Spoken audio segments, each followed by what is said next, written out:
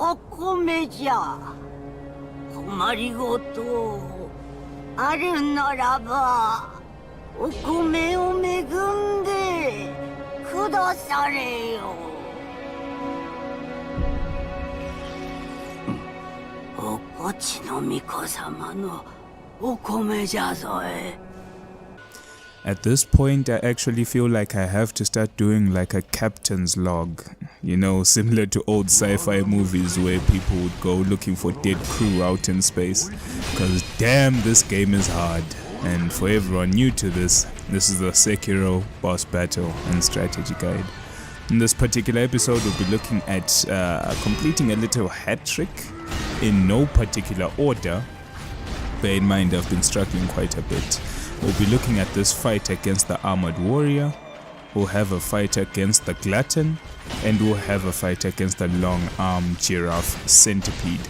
So the more basic of the three fights, and by basic in no means do I mean easy, but the more basic of the three fights is the armored warrior.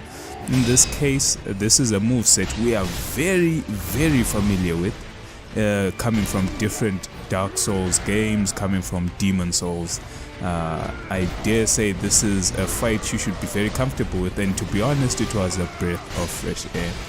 But in this particular case, all you have to do is make sure your death blow lands with the armored warrior on the edge, or else the fight will never end. He'll always regain his posture. So by whatever means necessary, do what you can to increase his posture and make sure you death blow him on the edge. It took me a long time to figure this out, so I felt like I had to throw this in here just, even though this isn't like a major boss. So for people who feel like it was worth knowing, here we go.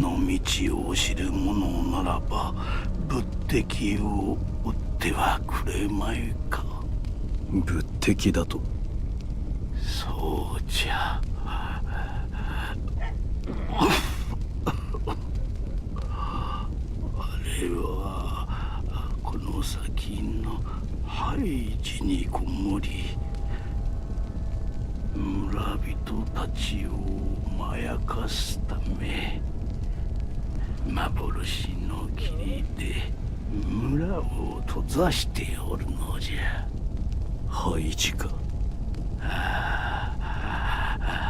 古い建物でな。もし扉が閉ざされていても、2階に穴が開いているはずじゃ。Now, our second one in the hat trick is in the foggy forest. In this particular case, you have to find a way. Good luck. Find a way to get a stealth death blow on Tokujiro the Glutton. I'll call him the Glutton from now on. It's quite a mouthful. By getting your stealth death blow, you have alleviated the difficulty of this fight. But besides that, do your best to come here with as much oil as possible, and make sure you've got enough emblems as well. We are going to burn the bejesus out of this man. This is the easiest way I found to fight him. Just like when dealing with the drunkard, burning is a good countermeasure. Of course, there are probably other prosthetic tools you can use to alleviate some of the things that happen in this fight, but I feel like flame against flesh opponents does really well, especially for posture damage. Posture damage and the burning on top of that, really good. It can really make a fight turn the tables to your side. Buff your damage and then get to swinging. Make sure you've got oil. Douse the man with oil. You'll find out that you won't even really need to land that many hits if the oil is doing its job. But besides that, it's a very slow-paced fight. All you just have to do is wait for his attacks, let him do what he wants to do, and then when his time comes where he decides to not do anything, or your time to counter, you flame him, buff up and attack. Simple fight if you fought the drunkard, and you can apply the same countermeasures to him.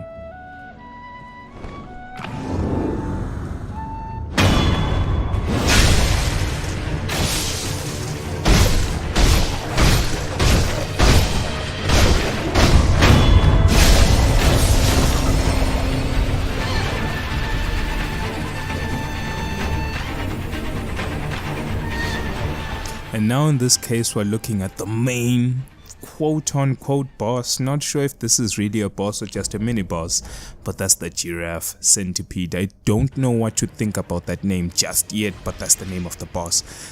This is just like the Ashina Castle student. This is a test of reflections.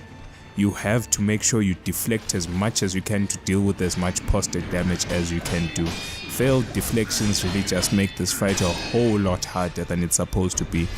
When it goes for its death blow attack, it's as simple as jumping straight up into the air and landing some attacks on your way down.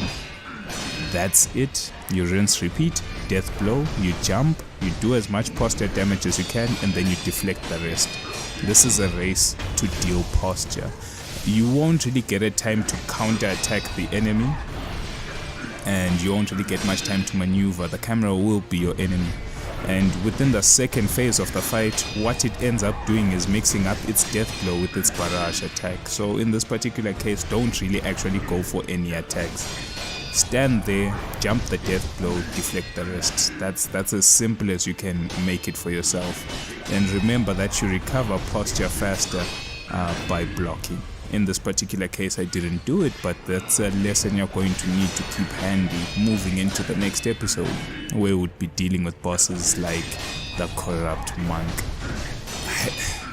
I've got so many reservations to that boss, but anyway, on to this fight that's currently happening. Like I said, death blow jump, it has no way to swat you out of the air when it's doing its death blow. There's no vertical attack, there is no thrusting attack, so it's an easy jump in combo, and then you do as many deflections as you can, and that's the Girrafe Centipede.